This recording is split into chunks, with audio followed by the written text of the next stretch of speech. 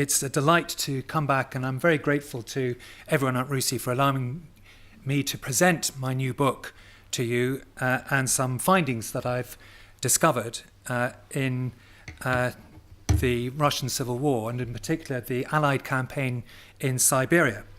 I'm going to start with a quote from a letter home from somebody called Emerson Macmillan, who joined the British Army when he was in Philadelphia. He was an electrical engineer, which I suppose now is a bit like being a cyber electrician. And he was caught at the end of the First World War, at the armistice, in training at Berkhamsted with the Inns of Court Officer Training Corps.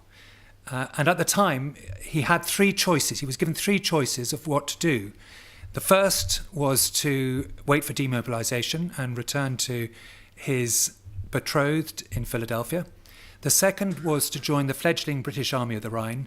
And the third, which was the only way of earning the Great War Medal and the Victory Medal, was to volunteer for service in Russia as one of Churchill's volunteers. So he put his name down for service in Siberia, and a couple of months later, before he finished his training in the Officer Cadet Battalion, he was sent out to Vladivostok and ordered to, or instructed to, join the British Railway Mission, which was there to operate and maintain the Trans-Siberian Railway. So this letter is from when he arrives in Vladivostok and he's being sent up country to Omsk. Omsk at the time was the capital city for Admiral Kolchak, where the only viable government to the Bolshevik government in Moscow was. And he set off on the train. A lot of the train journeys, the cattle trucks, which took ammunition, where most of the British soldiers travelled in, took 2.5, 3 weeks to get there. But he was afforded the slightly more luxurious train. And he wrote home the following: "The Express Deluxe has not been quite itself since the war, but they have been trying to revive it with all its old-time glory. I went down to the station on Sunday night, and the train was made up with all its buttons polished and looking quite smart. The wagon-lit car were attached, and the whole had an appearance of enthusiasm and impatience to be off, as if to say, 'Are we really going to Moscow? And am I really the reincarnation of the once world-famous International Express Deluxe?' We left Vladivostok, and everyone had just nicely settled down to the idea of a 10-day journey, when there was felt the unmistakable sensation of trouble under the wheels. We were not on a boat, neither were we on the Bay of Biscay, which heightened the suspicion that we were tumbling down the bank. I managed to crawl through the window, and after we had come to rest, and in the clear moonlight could see the locomotive sprawled on its side across the eastbound track, giving its last vaporous gasps. The baggage car was in the loving embrace of the dining car, on their sides down the embankment. Two of the sleeping cars were held up by faith alone and had not gone over the precipice. A quick inspection of the track showed that the derailment had been deliberately executed by the Bolsheviks. A section of rail had been removed and the spikes pulled from another. It was at the tangent of a horseshoe curve on a 40-foot embankment. A board of engineers could not have selected a better place nor done their work more thoroughly. According to all theory, the train should have completely disappeared, and it was nothing short of a miracle that saved complete disaster.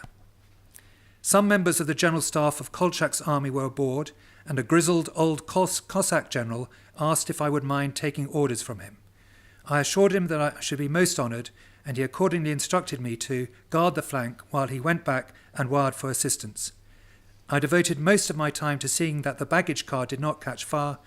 It was a repository of my winter shirts, together with about 5 pounds of sugar and chocolate bars. A French major joined me, and we patrolled the track together. I had a Russian rifle that was made at Remington. A company of Americans came up and took over the guard." It's not just the story that he tells, but it's also the indication that in Siberia at the time, this was an allied effort. It wasn't just a single nation that was supporting Admiral Kolchak. And I'll come back to that in due course. So the exam question that I've been set by Rusi has led me to the menu for you this morning for your lunchtime talk. And the pictures that you see there on the left, that's Emerson Macmillan. So he joined the expedition, the mission, as a warrant officer, and he became the colour sergeant, the company quartermaster sergeant of the group of prisoners who effectively became the last prisoners of war of World War One. So the story is really about their experience, their ordeal, how they coped with their time in Russian jails in Moscow and the whole period of about 10 months when they were captives. But to get there, we have to understand some of the campaign itself. The photograph on the right is of Dallas Catherine Ireland, who was his girlfriend in Philadelphia. At the time, she was training at the Johns Hopkins training school for nurses in Baltimore, and she ended up in Vladivostok as well. Emerson's route was through England, then to Scotland. He sailed from Glasgow across through the Suez Canal and round that way. Her route was across America from San Francisco on the Nippon Maru through to Yokohama and then across to Vladivostok. They never met in Vladivostok, which was probably fortunate, because if it was discovered that any American Red Cross nurse was having a relationship with a man, then it was dishonourable discharge.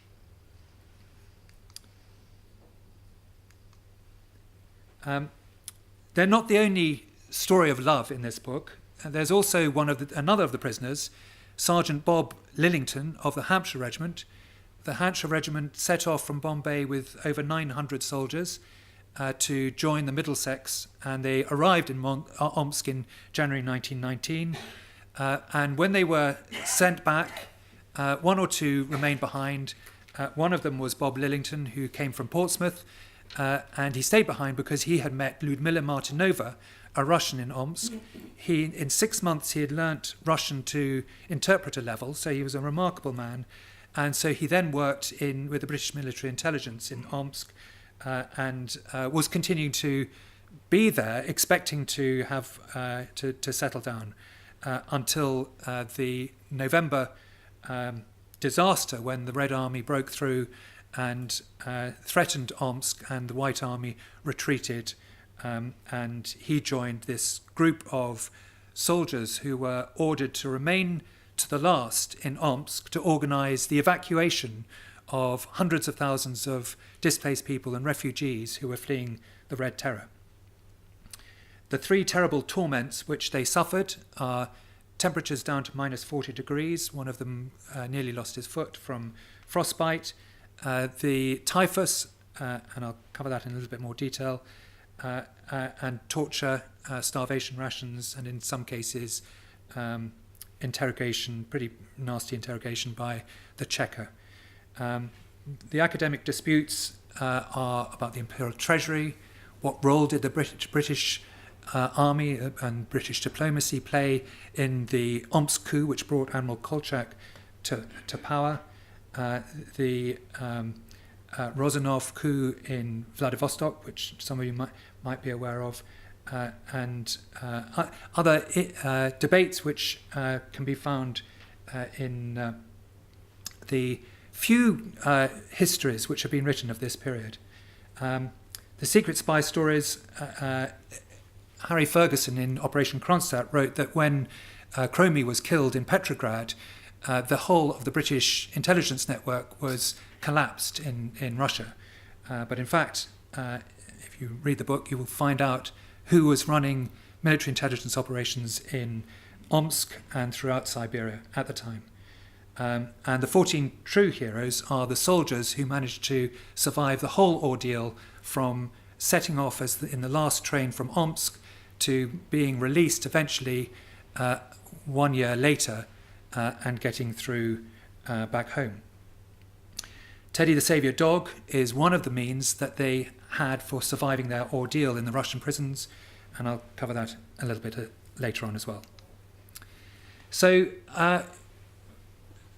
100 years ago yesterday, Winston Churchill said to the cabinet and to the Prime Minister, "We have a tremendous chance of securing the future of Russia as a civilized democratic state."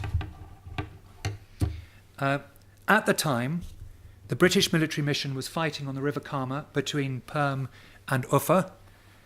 Leonard Vining and Emerson Macmillan, that's Major Leonard Vining, who commanded the group of prisoners, arrived in Vladivostok as volunteers to operate and maintain the Trans-Siberian Railway.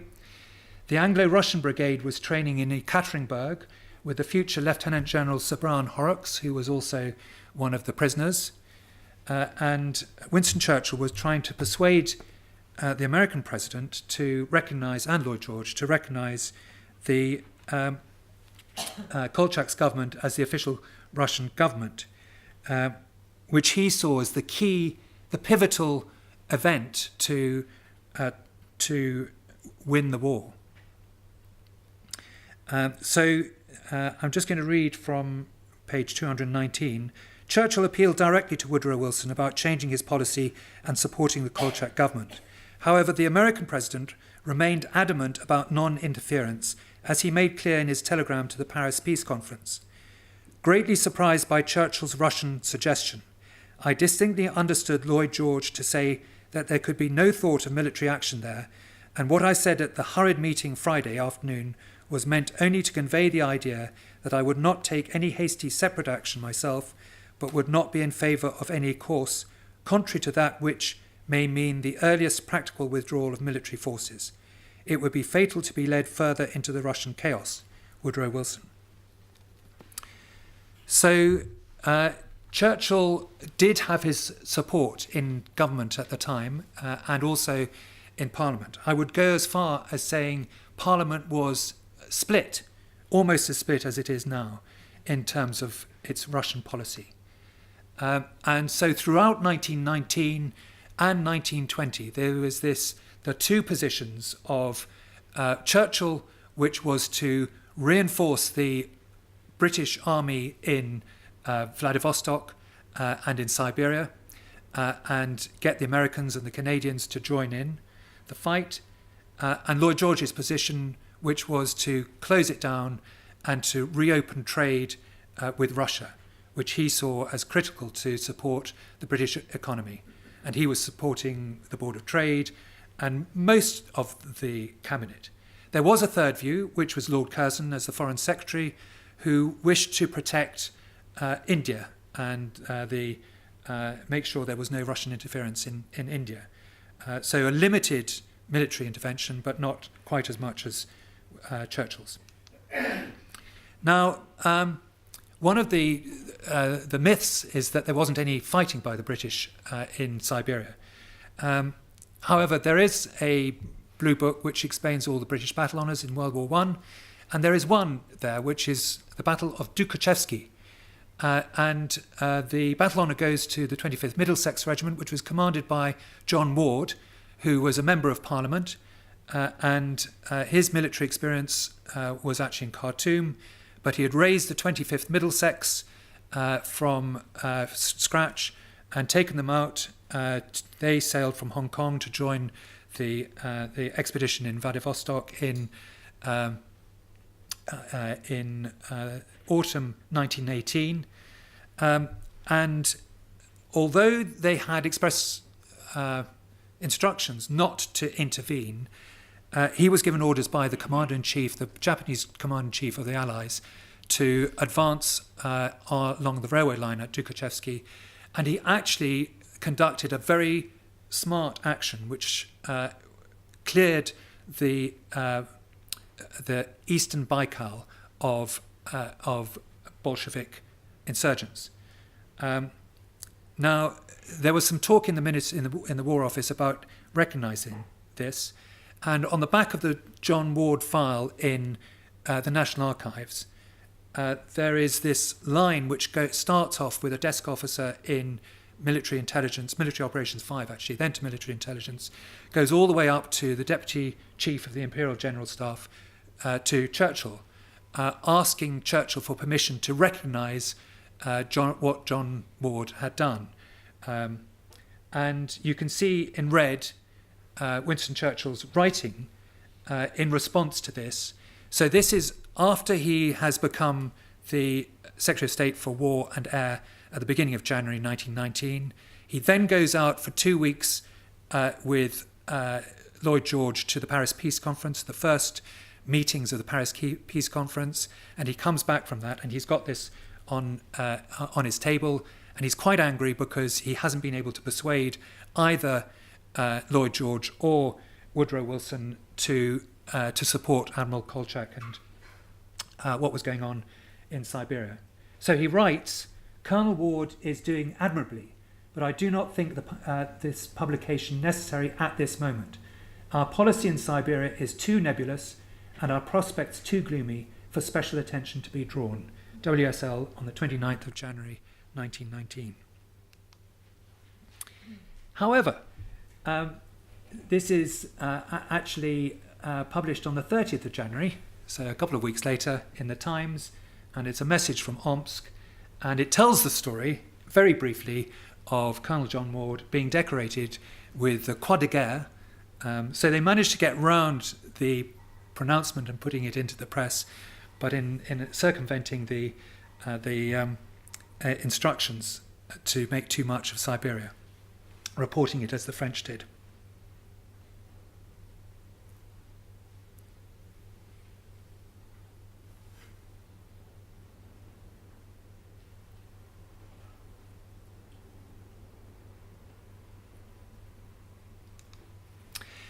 Now, when I studied the Russian Civil War at university, I was presented with this map, and you can see on the right-hand side that in the Siberian theatre of operations, there's only mention of Czechs and Russians.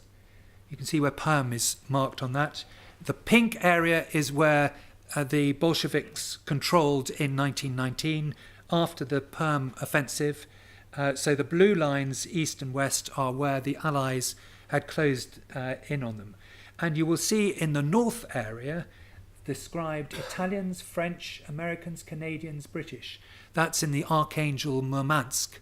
So again, there was already, this is 20 years ago, more than 20 years ago, already you are getting this deception that everything that the British did was up in the north, or perhaps Dunster Force in the south, or what the Royal Navy did in the Baltics. But we weren't really in Siberia, were we?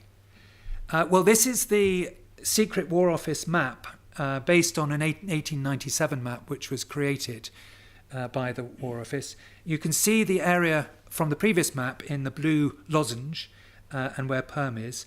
And it's quite difficult to make out, but you can see the deployment of the British and all the Allied troops along the Trans-Siberian railways. So the ones in green include the Czech Legion, the Siberians, the Romanians, and the ones in red include the French and the Italians and the Americans and the Canadians. So this is at the 17th of March 1919, and it actually gives the numbers in terms of the deployment. The numbers were also declared in Paris, and the Times of the 27th of May 1919 reported the numbers. You can read them there for yourself. I believe these are conservative numbers. For example, in General Graves's, who's the American Expeditionary Force commander, in General Graves' his memoir, he says he had 8,763 Americans, which adds another 100,163 to that. The Canadians, I know, were over 4,100 there. So, and I know there were more than 1,600 British. So I think the figure is closer to 125,000 British troops in the Allied troops in the campaign. Before I go on with that, I want to show you one of the sources that I used. Again, there's this deception that everything was happening up in the North Russia campaign. This is the Blue Book. This is Emerson's Blue Book of the North Russian campaign, which was the only official published document that came out of Britain's campaign in Russia. You can see here that the Member of Parliament for Newcastle-under-Lyme, Colonel Josiah Wedgwood, had a distinguished war and was a Labour MP, asked the Prime Minister, Lloyd George, in July 1920 whether he would lay papers for the Siberian campaign. Now, Josiah Wedgwood knew more about this than anyone else because he had been sent out in January 1918 as part of the British intelligence fact-finding mission in Vladivostok, which then set up the first British troops which arrived with HMS Suffolk, Captain Gerhardy and the intelligence team that arrived in early 1918. So he was there from the beginning. He understood everything, and he knew at the time, by this time, that the government had lost track of the prisoners. There were also some prisoners in Baku, Royal Navy prisoners, who were maintainers who were going out to Enzali to repair some ships and were caught by the Azerbaijanis who were affiliated to the Bolsheviks and held.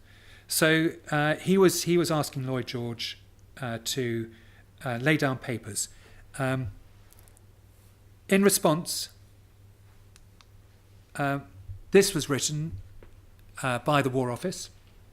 It's the narrative events of the Siberian campaign 1918 to 1920, and you can see there that this the preamble, which I'm sure has the touch of the Secretary of State on it, was written with a view to its possible publication as a blue book should that course be deemed advisable, which of course the government felt that it wasn't advisable. One can make suppositions why it was never published as a blue book, but there was enough there for it to be published, I can tell you, having read it from cover to cover.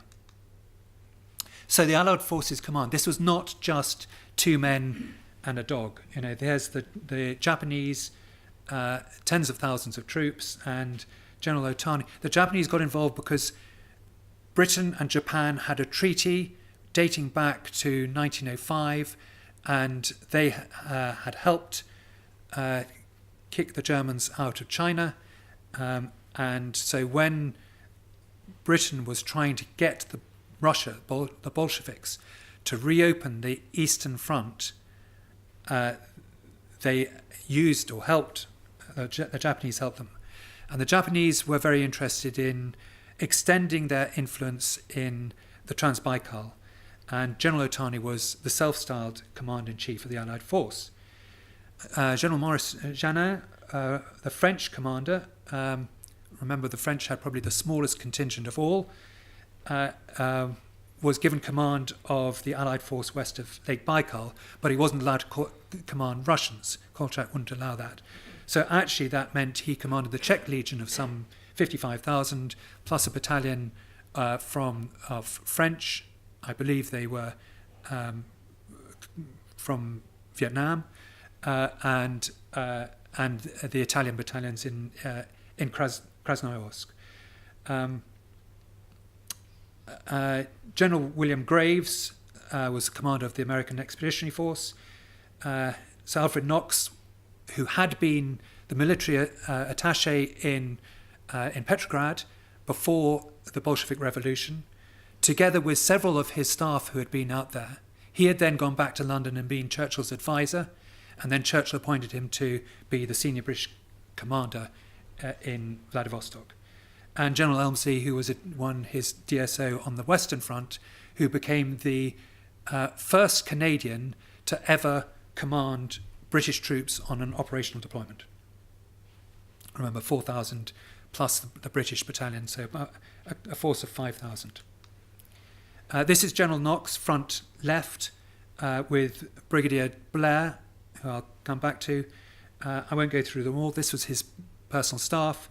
On the right, I will mention, though, Charles Wickham, later Sir Charles Wickham, who took over from Knox as the commander of the British mission when Knox returned home after the defeat of the White Army. Charles Wickham, so he was responsible for the British headquarters in Vladivostok when the prisoners were captured and tried to get supplies through to them. He then became the founding father of the Royal Ulster Constabulary. His background is that he was at a Churchill school, and he arrived 1 year in the same house as Churchill, 1 year after Churchill left. So the mission objectives of the British mission out there, you can see from there, they did not include military intervention, as in fighting. Knox was given a cap of 2,000 British troops, but that excluded medical work, the railway mission, and the Royal Navy. So this is who he had: the 9th Battalion of the Hampshire Regiment and the 25th Battalion of the Middlesex Regiment. They were A1 regiments. In other words, they were slightly older soldiers, garrison, fit for garrison deployments, not trench warfare on the Western Front. And the Garrison Battalion of the Manchester Regiment provided 150 soldiers who were supporting the Manchester Regiment. It was another classic example of the British Army, which doesn't recognise, even though they're 150, doesn't recognise the regiment, but they were there. The Royal Marine Light Infantry, who operated further away from their parent mothership than anyone has ever done before or since. The British Army training mission schools at Vladivostok, Irkutsk and Tomsk.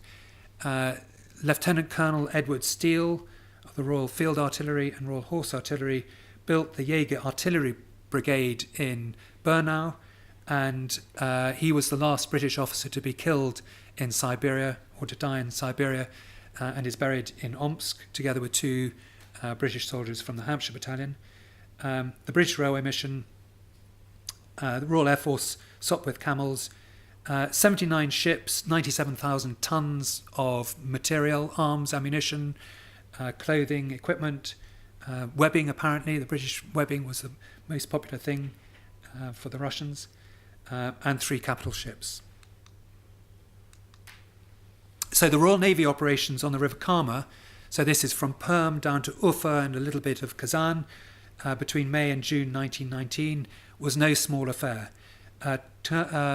Tom Jameson, Captain Tom Jameson of the Royal Marines, who later became a Major General, earned the DSO.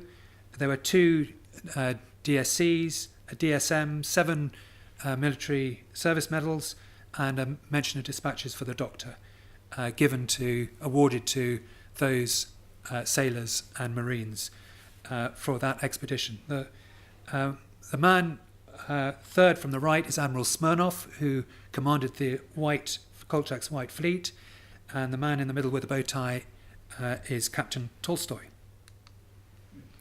We also had the Anglo-Russian Brigade in Ekaterinburg under command of Brigadier General James Blair of the Gordon Highlanders. This move was approved by the War Office on the 14th of May 1919, and they stayed there until July, when the Red Army broke through with Tukhachevsky's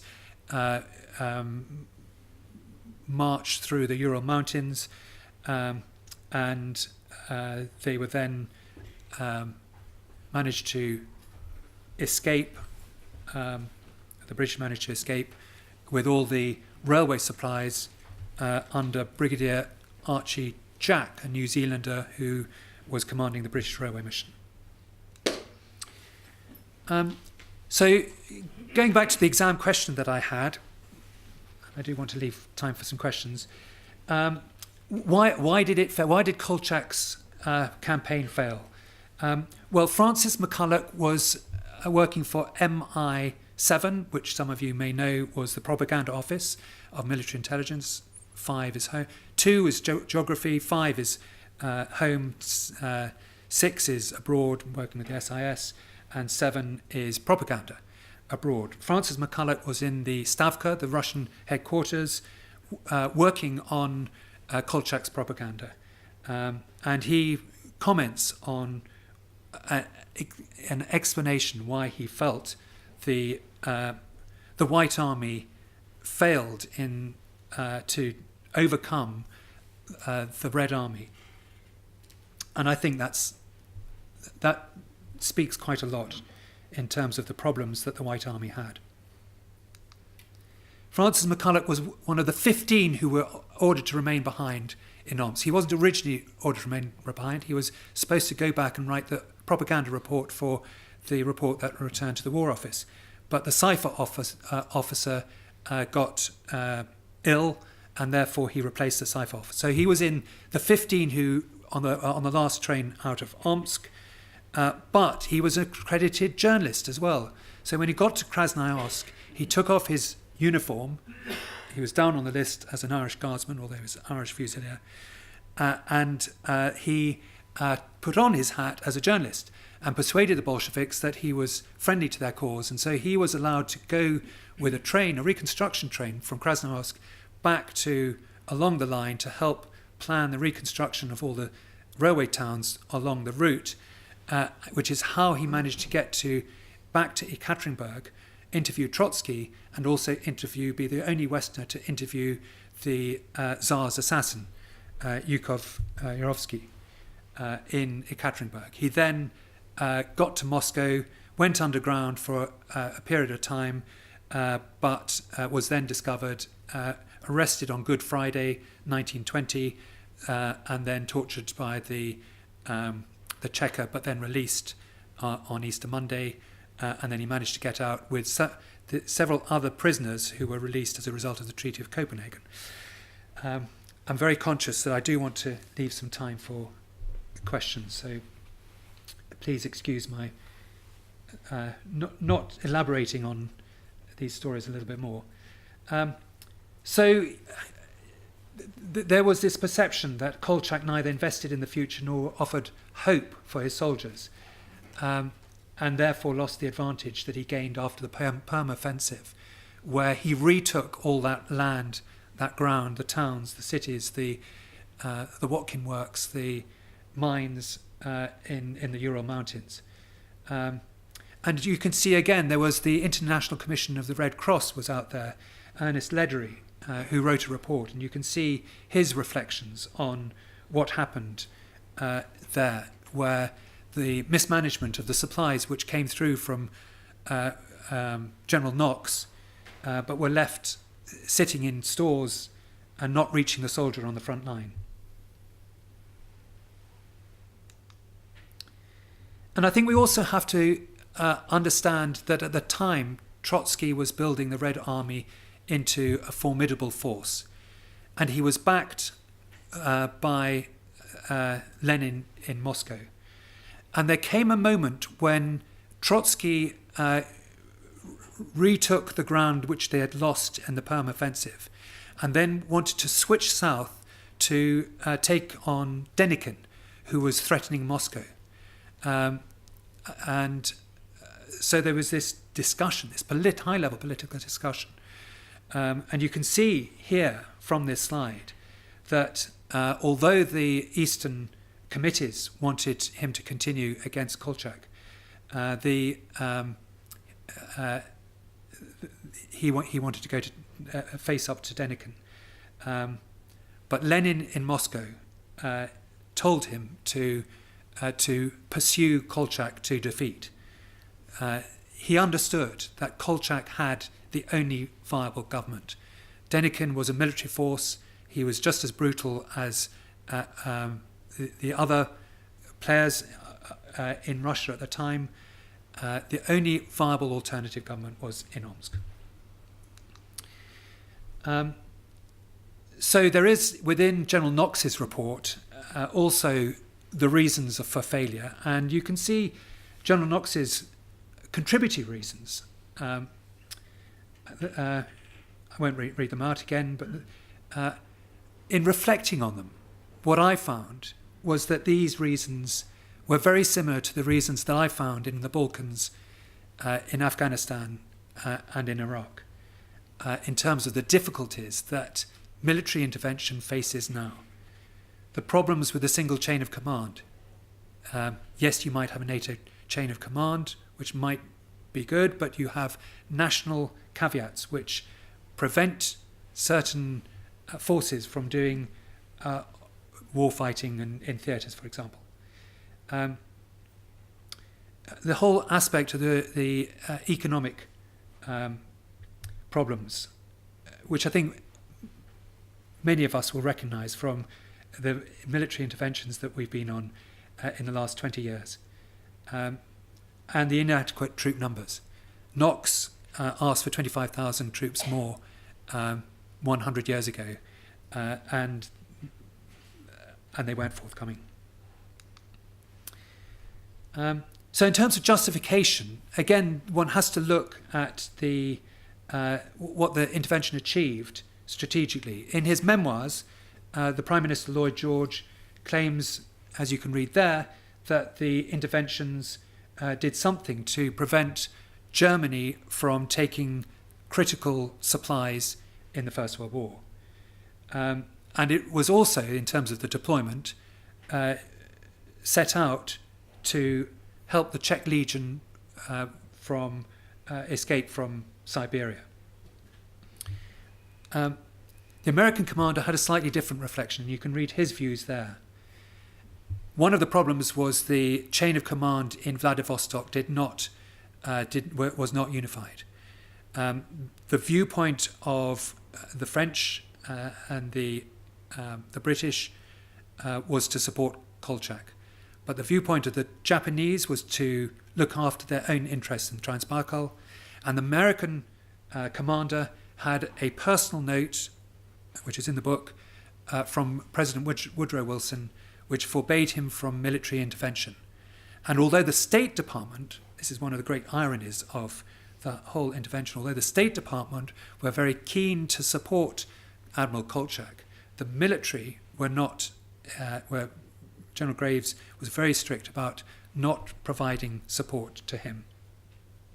And you can see his views. He felt that the Admiral Kolchak was as bad as the Bolsheviks, and he didn't want to get involved. In the end, he did, and there were a number of gallantry awards presented to the American forces for their work in protecting the Trans-Siberian Railway, which you can read about in the book. And in the Blue Book, not the Blue Book, that was written, Churchill's view, in terms of its justification, was that the mission in Siberia helped to save the Archangel Force in April 1919, and he managed to get them out safely. So I am going to draw quickly to a conclusion, but by turning back to the subject of the book, which is the prisoners of war. In another presentation, I could talk about each one of these soldiers in turn, their background, how they came to be in the British Army, and some of what they did afterwards, and some of their descendants who I've met. The future General Brown Horrocks is second from the centre on the left-hand side. Anyone who recognises facial features will recognise him instantly. The man in the middle is Major Leonard Vining, and the dog on his lap is Teddy. So Teddy was, just my last story, they were captured in Krasnoyarsk. They were then sent to Irkutsk, where they thought they were going to be released with some civilian prisoners. So civilians were released, but they were then ordered to return to Moscow. And they, on their way back, which was a really depressing journey back, they stopped in Omsk, where, by which time the commissar in charge of it demanded that they work. They refused to do any work for the Bolsheviks, and therefore they were put on starvation rations and kept in a railway truck on a siding until it came time to send them on to Moscow. One day, as they walked out of the railway carriage, in front of them, a little Siberian dog was run over by a locomotive and had his tail and his rear leg hanging off. Herbert Prickett, who was the adjutant and is on the left, sitting down on the left, ran over, picked him up, bound the leg and the tail, and fed him some scraps of food. Teddy then, as he was named, then became their mascot. and he became one of the means by which they survived their ordeal. So when they were in prison in Moscow, and small arguments became mountains rather than molehills, Teddy was able to sort of relieve the tension. There are other ways. They built a theatre. There were some fantastic musicians amongst them. An opera singer. Vining was an incredible musician as well, so that when he went to Petrograd, he couldn't resist playing on the Imperial Gold piano in the Winter Palace on his way out. Quite a remarkable group of soldiers, and their story deserves to be read and told. So I will conclude there and not talk about the signatures on the back, or typhus, or the prison that they were in, which is the Ivanovsky. They were also in Lubyanka and Andronovsky. But I shall open it up for any questions, so we've got 15 minutes. Thank you. Thank you very much indeed, Rupert. Let's move on directly with questions. I don't want to waste any time by intervening at this particular stage. Ewan, yes. Ewan, come on. Ewan Grant, former law enforcement intelligence. Sorry, can you just wait for microphones, please? And we're on the record. Indeed, yeah, no problems there. I've worked in Central Asia and Ukraine, never actually in Russia. My two quick questions. One is, when did the various allies begin to realize that they were not going to succeed, in the sense of Kolchak wasn't going to be an alternative government which could rule Russia? Was that at the same time among the allies, or different views? And secondly, was there any coordination to any extent between Kolchak and Denikin, and indeed between the Allied forces in Siberia and in the Caucasus and Archangel, or was it merely purely they happened to be there and the cooperation was such that they were tying Bolsheviks down, if indeed they were doing that? Thank you. Thank you, Ewan. So my impression from reading about this was that when Emerson got out to Omsk in July 1919, the game was already up in terms of the Allies understanding that Kolchak was not going to succeed. And there was one last card to be played, and that was to get General Graves to go to Admiral Kolchak and to see for himself what the state of play was on the front between the White Army and the Red Army. And I described that in the book, his visit. So I won't go through the whole of it, but essentially he was ordered by Washington to go to the front, and the American ambassador in Tokyo, Robert Morris, accompanied him, and they both had their own interpreters who went with them, and they took soundings all the way along the railway line from the ordinary people as to whether they would support Kolchak or not. And it was a pretty gloomy intelligence brief that they got as a result. Graves actually went to the front line, and I write about the story of him taking his Cadillac all the way up to Ishin and meeting the Russian commander and his perception of after that, and also coming across a first aid train with dying Russian soldiers in it, with no one looking after them. So he formed his opinion by that time, and Robert Morris, who had very strong guidance from the State Department, which was that you are to write a report which supports Admiral Kolchak, put the caveat, we can only do this if America provides 50,000 troops more to support Kolchak. So I believe that was the moment. In terms of coordination of the four fronts, again, I do cover this. There was no coordination between the four fronts, And interestingly, the commander of the Polish army, who was fighting the Red Army at the time, reported to Major General Greenlee, and this was in a cabinet report in January 1920, that he could find no officer within the Polish army who was willing to make the journey to Admiral Kolchak to act as the liaison officer. There was a little bit of communication between Denikin and Kolchak. And the commanding officer of the Hampshire battalion actually managed, after his troops were ordered, the battalion was ordered home, he actually, rather than taking the train to Vladivostok, tried to and succeeded in taking boats up the river to the Arctic to get out with the Royal Navy that way, to try and link up with the Archangel force. But they were too far away. And they acted as 4 discrete theatres of operation. So one of the reasons for success, which is in most books, is interior lines of communication. And so there was definitely an advantage there for the Bolsheviks in terms of, by then, Trotsky's ability to move troops around the battlefield rapidly compared to the abilities of the allies, so-called allies, to reinforce one theatre or another. Say who you Very are much. and Just a very- your association if you want. Okay. Yeah, sorry. Noel Hadget-Michael, member of the Institute.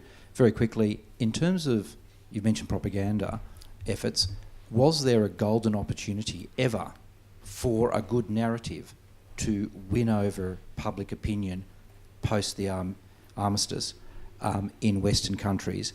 And if there was none, did the lack of a successful narrative also affect the ranks and the junior officers who were in this difficult situation? Okay. I don't believe there was any the opportunity for a successful narrative. Lord Beaverbrook, who agreed with Churchill on many things in the First World War, disagreed violently with him about his policy for Russia. And you might be aware that he built the Daily Express into the largest mass marketing newspaper in the world, and its circulation outshone anyone in 1918, 1919. And he took a position completely against any military intervention in Russia. And funnily enough, in Emerson's letters in January 1919, he mentions the Daily Express article, which says, are we to be involved in another war in Siberia? Everything went against that in terms of the economic situation in Britain, in terms of the desire for the majority of soldiers to be demobilised, get back home and see their families, and not continue the war. There were, however, plenty of soldiers on the Western Front and elsewhere who were very happy to remain in the army and serve in a theatre of operation and enjoyed what they did in Siberia. These prisoners never thought themselves of victims of the system at all. They were volunteers, and they were very keen volunteers, very supportive of Churchill. And I have to say that Churchill did more than anyone to try and get them out in 1920 when the government lost track of them. But it has to be said that the vast majority, the main narrative, the national narrative, and this was the same in Canada and all over the Dominions and in America, was get the boys home.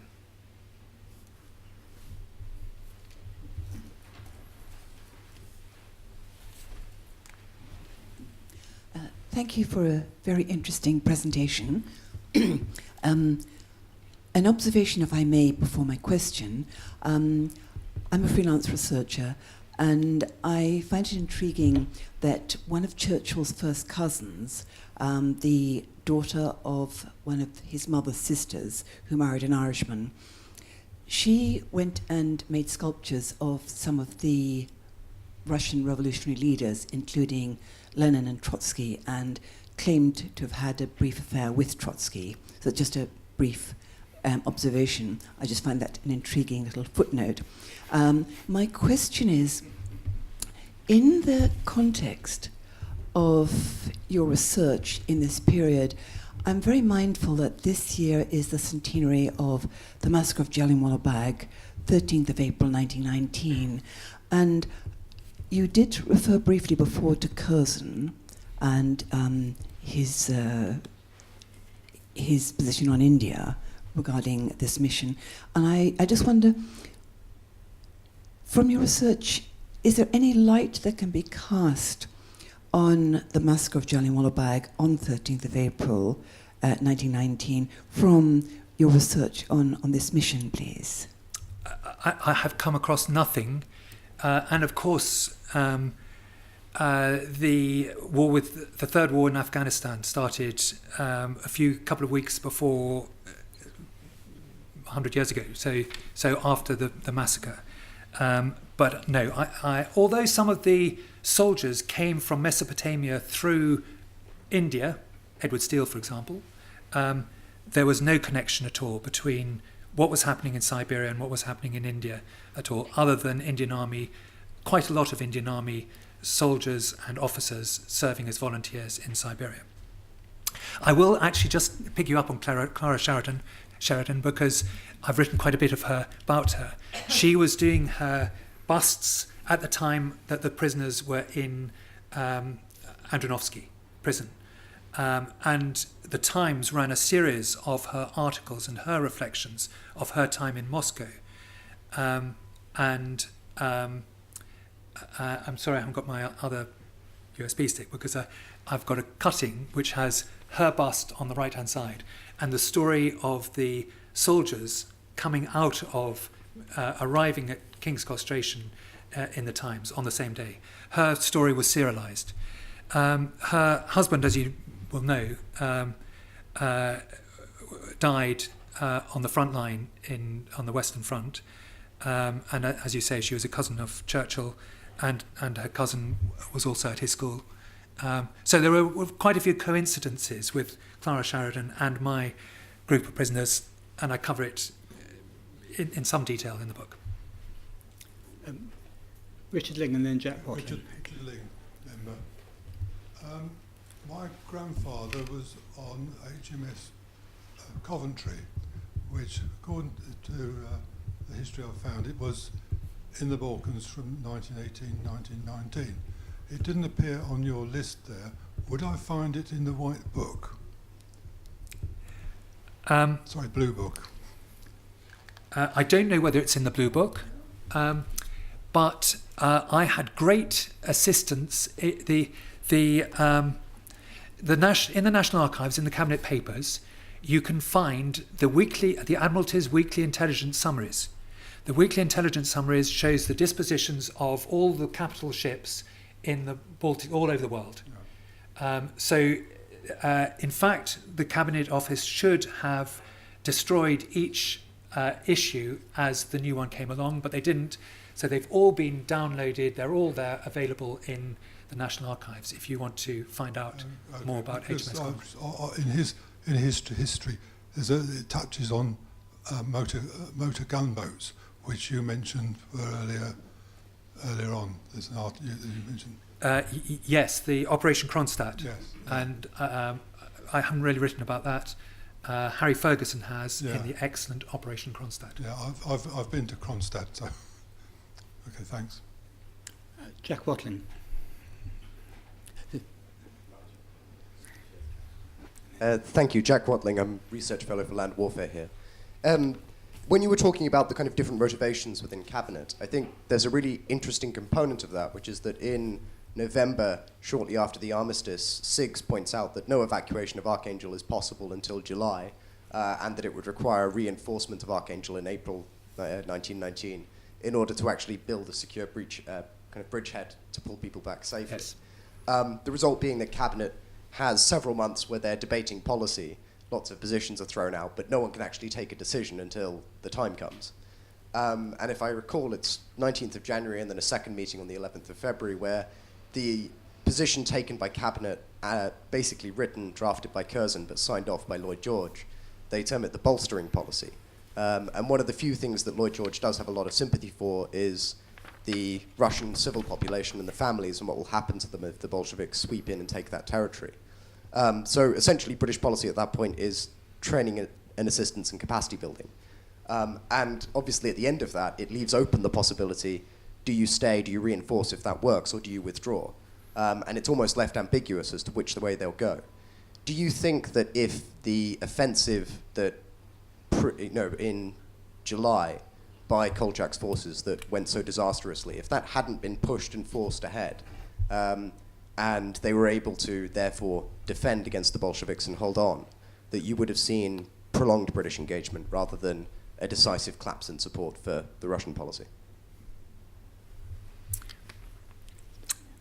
That's quite a tricky question, because in some ways Churchill could have extended his stay out there if there continued to be positive news. But the success of the Red Army, the continual success of the Red Army, makes it difficult to believe that. Having said that, if you read the cabinet papers that Churchill produced on support for Poland and what Poland was doing at the time, and the French support for Poland in terms of the European front, then if he managed to keep it going there, why shouldn't he keep it going if Kolchak had managed to hold the line? The problem, as I'm sure you're aware, is that the campaign, the actual military campaign in Siberia, east of the Urals, was very different to what was happening in terms of trench warfare in Flanders. You had very long, thin lines of frontal assault. The machine gun was a dominant weapon, not artillery. And turning movements, if you didn't protect your flank, turning movements could quickly turn defeats into routs. So it was very difficult. This is why the line moved so fluidly, miles and miles and miles, until people just ran out of steam, almost like desert warfare, where you kept on going until you ran out of supplies. So there is a strong possibility that Churchill could have kept things going, as indeed he did with Wrangel and the Polish front, and indeed the French did, if Kolchak had not thrown all those levies to the front. But somehow I believe that in Siberia, because of the weather, there was something more pivotal that was happening. They wouldn't have, the Siberian army would not have continued to sit away from their homes through another winter. I just don't believe that was possible. So I'm sorry I can't be more definitive, but I think it's possible, but it's not likely. Last question. Sorry, my name is Catherine Mayer. My grandfather was an officer in Kolchak's army. He had spent 4 years fighting the Germans on the Western Front. Yes. When he joined on the Eastern Front with Kolchak and fought there for 3 years. My question is, isn't it the case that the real reason or the main reason why the Allies did not help the White Army was because they were afraid that the revolution would spill over into the United Kingdom and France? And the same reason why basically we didn't do much to save the Tsar and his family, because we didn't want to interfere. Yes, I would agree with that. And again, I write about the spread of Bolshevism being a determining factor in a lot of countries in terms of shaping their foreign policy and their policy with Russia. Obviously, in 1919, the key foreign policy issue was the peace treaty and the Treaty of Versailles and the various other treaties to end the First World War.